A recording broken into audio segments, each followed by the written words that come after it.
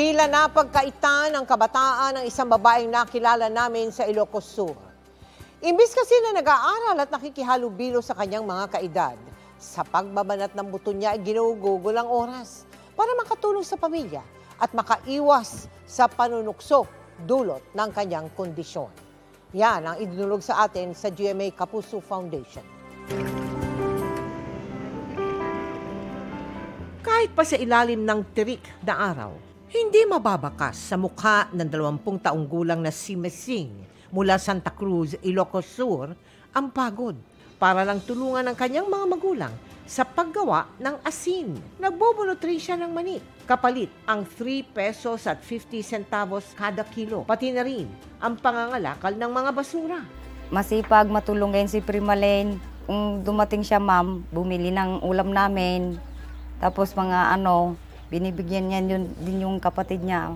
Ipinanganak si Mesing na may cleft lip at cleft palate. Hinala ng kanyang ina.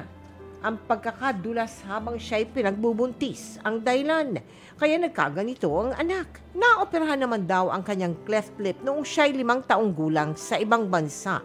Pero hindi natuloy ang kanyang pangalawang operasyon dahil madalas siyang magkasakit. Huminto na rin siya sa pag-aaral dahil sa panunukso. Sumulat sa GMA Kapuso Foundation ang isang kaanak nila Mesing para idulog ang kanyang kondisyon. Naawa kasi ako dito sa kay Primalene. Gusto kong matulog para makapagpatuloy pa rin siguro ang pag-aaral. Ang kondisyon ni Mesing ay isinangbuni natin kay Dr. Hector Santos, isang plastic surgeon. It's a congenital deformity habang kasi napupunan. Kadalasan yan, there's a 10 to 15% is genetics. And then multifactorial, yung nutrition ng nanay, o kaya malakas uminom ng alak, nagsisigarilyo.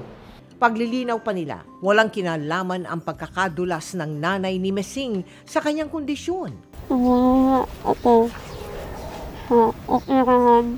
Sa mga nais mag-donate, maaari po kayo magdeposito sa aming mga bank account o magpadala sa Cebuana Luwilier. Pwede ring online via GCash, Shopee at Lazada.